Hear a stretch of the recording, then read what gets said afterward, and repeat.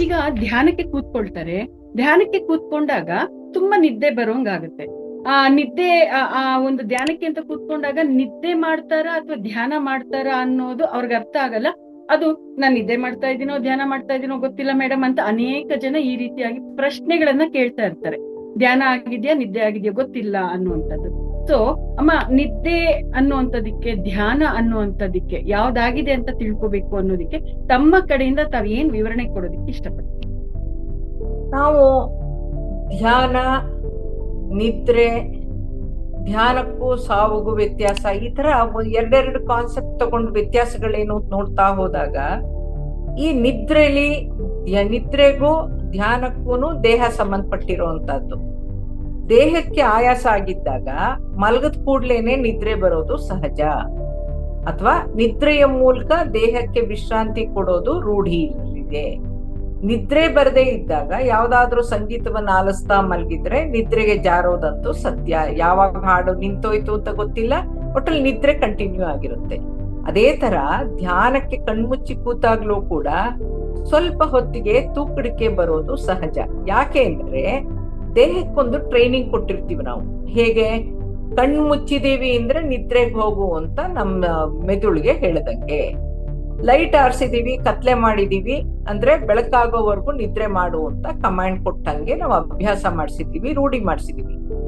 ಜೊತೆಗೆ ನಮ್ಮ ಮೆದುಳಿನಲ್ಲಿರುವಂತಹ ಪೀನಿಯಲ್ ಗ್ರಂಥಿ ಏನಿದೆಯೋ ಅದು ಬಯೋಲಾಜಿಕಲ್ ಕ್ಲಾಕ್, ಅಂದ್ರೆ ಅದು ಜೈವಿಕ ಗಡಿಯಾರ. ಅದಕ್ಕೆ ಧ್ಯಾನ ಯಾವಾಗ, ನಿದ್ರೆ ಯಾವಾಗ ಅಂತ ಅಭ್ಯಾಸ ಮಾಡ್ಸಕ್ಕೆ ಸಾಧ್ಯ.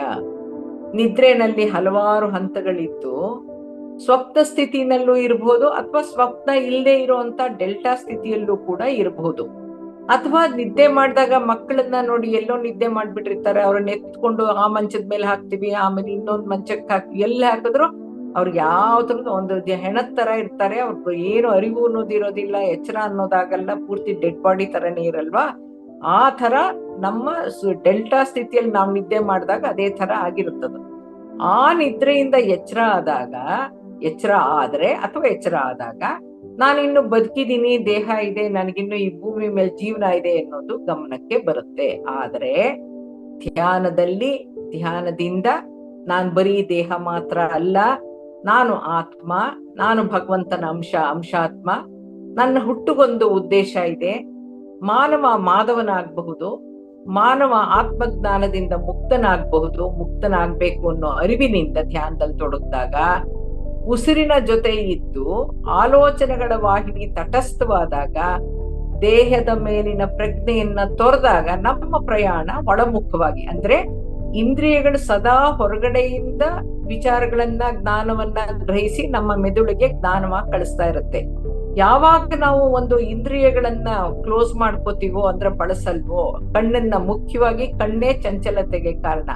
ಸೊ ಹಾಗೆ ಕಣ್ಣನ್ನ ಮುಚ್ಚಿ ನಾವು ದೇಹದ ಪ್ರಜ್ಞೆ ಒಂದ್ ಕಡೆಯಿಂದ ರಿಲ್ಯಾಕ್ಸ್ ಮಾಡ್ತಾ ದೇಹದ ಪ್ರಜ್ಞೆನ ಬಿಡ್ತೀವೋ, ಆಗ ಹೊರಗಡೆ ಪ್ರಜ್ಞೆನ ತೊರೆದಾಗ ನಮ್ಮ ಪ್ರಯಾಣ ಒಳಮುಖವಾಗಿ ಆಗುತ್ತೆ, ಅಂದ್ರೆ ಆಂತರಿಕ ಪ್ರಯಾಣ ಆಗುತ್ತೆ. ಆಗ ನಮ್ಮಲ್ಲಿರೋ ಸುಪ್ತ ಪ್ರಜ್ಞೆ ಜಾಗೃತವಾಗಿ ಆತ್ಮಜ್ಞಾನ ಪ್ರಾಪ್ತಿಯಾಗುತ್ತೆ, ಜೀವ ಮತ್ತು ಜೀವನ ವಿಜ್ಞಾನ ತಿಳಿಯುತ್ತೆ, ಆಧ್ಯಾತ್ಮಿಕ ಸತ್ಯಗಳ ಅರ್ಥವಾಗುತ್ತೆ. ಆಧ್ಯಾತ್ಮಿಕತೆ ನಮ್ಮ ಜೀವನದ ಅವಿಭಾಜ್ಯ ಅಂಗವಾಗುತ್ತೆ. ಆಳವಾದ ಧ್ಯಾನ ಸ್ಥಿತಿನಲ್ಲಿ ನಮಗೆ ಲಭ್ಯವಾಗಿರೋ ಜ್ಞಾನ, ನಮಗಾಗೋ ಆಧ್ಯಾತ್ಮಿಕ ಅನುಭವಗಳು ಅರ್ಥಗರ್ಭಿತವಾಗಿರುತ್ತೆ. ಧ್ಯಾನದಿಂದ ಹೊರ ಬಂದ ಮೇಲೂ ಕೂಡ ನೆನಪಿರುತ್ತೆ. ಅದೇ ನಾವು ನಿದ್ರೆನಲ್ಲಿ ಕಾಣುವಂತ ಕನಸುಗಳು ಆ ಕ್ಷಣದಲ್ಲಿ ಸ್ಪಷ್ಟ ಅನ್ಸಿದ್ರು, ಬೆಳಗ್ಗೆ ಹೇಳ್ಬೇಕು ಅಂತ ಅನ್ಕೊಂಡ್ರು ಎಚ್ಚರವಾದ್ಮೇಲೆ ಹೇಳಕ್ಕೆ ಅಂತ ಹೋದ್ರೆ ನೆನಪಿರಲ್ಲ, ಸ್ಪಷ್ಟತೆನೂ ಇರಲ್ಲ. ಇದೇನೇ ಧ್ಯಾನಕ್ಕೂ ನಿದ್ರೆಗೂ ಇರೋ ವ್ಯತ್ಯಾಸ. ಧ್ಯಾನ ಕೂತಾಗ ನಮ್ಮ ಕಣ್ಣು ಎಳ್ಕೊಂಡ್ ಬರ್ಬೋದು, ರೆಪ್ಪೆ ಭಾರ ಉಂಟಾಗಿ ನಾವು ಎಚ್ಚರ ಸ್ಥಿತಿಯಿಂದ ಅರೆ ನಿದ್ರಾ ಸ್ಥಿತಿಗೆ ಹೋಗ್ತೀವಿ.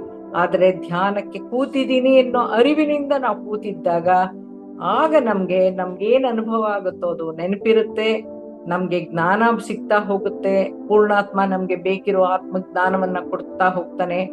ನಮ್ಗೇನ್ ಅನುಭವ ಆಗುತ್ತೋ ಅದು ನೆನಪಿನಲ್ಲೂ ಇರುತ್ತೆ. ಕನ್ಸಲ್ಲಿ ಕಂಡಿದ್ದು ನೆನಪಿರಲ್ಲ, ಧ್ಯಾನದಲ್ಲಿ ಕಂಡಿದ್ದು ಅನುಭವ ಅರ್ಥಗರ್ಭಿತವಾಗಿರುತ್ತೆ, ನೆನಪು ಇರುತ್ತೆ. ಇದೇನೆ ನಮ್ಗೆ ಧ್ಯಾನಕ್ಕೂ ನಿದ್ರೆಗೂ ಇರೋಂತ ವ್ಯತ್ಯಾಸ. ಈ ವ್ಯಕ್ತಿಗೆ ಸಂಬಂಧಪಟ್ಟಂಗೆ ಪತ್ರಿಸರು ಒಂದ್ ವಿಷಯ ಸ್ಪಷ್ಟಪಡಿಸಿದ್ರು. ಏನಂತ ಅಂದ್ರೆ, ಧ್ಯಾನ ರಾತ್ರಿ ಧ್ಯಾನ ಮಾಡಿದ್ರೆ ಅಯ್ಯೋ ನಿದ್ದೆ ಕಡಿಮೆ ಆಗತ್ತೆ ಅಂತ ಇದ್ರು. ಸೊ ಅವ್ರಿಗೊಂದು ಕಾನ್ಸೆಪ್ಟ್ ಹೇಳಿದ್ರು, ಏನಂತ ಅಂದ್ರೆ 1 ಗಂಟೆಯ ಆನಾಪಾನಸತಿ ಧ್ಯಾನ 3 ಗಂಟೆಗಳ ಸುದೀರ್ಘ ನಿದ್ರೆಗೆ ಸಮ ಅಂತ ಹೇಳಿದ್ರು. ರಾತ್ರಿ ಹೊತ್ತು ಧ್ಯಾನ ಮಾಡಿದ್ರೆ ನಿದ್ದೆ ಕಡಿಮೆ ಆಗತ್ತೆ ಅಂತ ಅನ್ನೋದು ತಪ್ಪು ಕಲ್ಪನೆ. ಇನ್ನೂ ಒಂದು ವಿಚಾರವನ್ನು ಹೇಳಿದ್ರು, ಏನಂತ, ನಿದ್ರೆಯಿಂದ ದೇಹಕ್ಕೆ ಏನ್ ಸಿಗಬೇಕೋ, ನಿದ್ರೆಯಲ್ಲಿ ಯಾವ್ಯಾವ ಹಾರ್ಮೋನ್ಗಳು ಉತ್ಪತ್ತಿ ಆಗ್ಬೇಕೋ, ಏನೇನು ಹೀಲಿಂಗ್ ಆಗ್ಬೇಕೋ ಅವೆಲ್ಲಾನು ಧ್ಯಾನ ಕಾಲದಲ್ಲೇ ಲಭಿಸುತ್ತೆ. ಜೊತೆಗೆ ಧ್ಯಾನದಲ್ಲಿ ಆಧ್ಯಾತ್ಮಿಕ ಜ್ಞಾನ ಪ್ರಾಪ್ತಿಯಾಗಿ ಆಧ್ಯಾತ್ಮಿಕ ಬೆಳವಣಿಗೆನೂ ಆಗತ್ತೆ. ಆದ್ರೆ ಧ್ಯಾನದಲ್ಲಿ ಏನೇನ್ ಸಿಗುತ್ತೋ ಸಿಗೋದೆಲ್ಲಾನು ನಿದ್ರೆಯಲ್ಲಿ ಸಿಗಲ್ಲ. ಆದ್ರೆ ನಿದ್ರೆಯಲ್ಲಿ ಸಿಗೋದೆಲ್ಲಾನು ಧ್ಯಾನದಲ್ಲಿ ಸಿಗುತ್ತೆ ಅಂತ ಪತ್ರಿ ಸರ್ ನಮ್ಗೆ ತಿಳಿಸಿದ್ರು. ದಯವಿಟ್ಟು ಸಬ್ಸ್ಕ್ರೈಬ್ ಮಾಡಿ, ಲೈಕ್ ಮಾಡಿ, ಕಾಮೆಂಟ್ ಮಾಡಿ ಮತ್ತು ನಿಮ್ಮ ಸ್ನೇಹಿತರು ಹಾಗೂ ಕುಟುಂಬದವರೊಂದಿಗೆ ಹಂಚಿಕೊಳ್ಳಿ. ಇದು ನಮ್ಮ ಚಾನಲ್ಗೆ ಪ್ರೋತ್ಸಾಹ ನೀಡುತ್ತದೆ ಮತ್ತು ಯೂಟ್ಯೂಬ್ ಅಲ್ಗಾರಿದಮ್ ಈ ವಿಡಿಯೋವನ್ನು ಹೆಚ್ಚಿನ ಜನರಿಗೆ ತಲುಪಿಸಲು ಸಹಕರಿಸುತ್ತದೆ. ಹೀಗೆ ಮಾಡುವ ಮೂಲಕ ನೀವು ಧ್ಯಾನ, ಪತ್ರಿಜಿಯವರ ತತ್ವಗಳು, ಸಸ್ಯಾಹಾರ ಮತ್ತು ಪಿರಮಿಡ್ ಶಕ್ತಿಯ ಬಗ್ಗೆ ಜಾಗೃತಿ ಮೂಡಿಸುವ ಕಾರ್ಯದಲ್ಲಿ ಭಾಗಿಯಾಗುತ್ತೀರಿ. ಧನ್ಯವಾದಗಳು.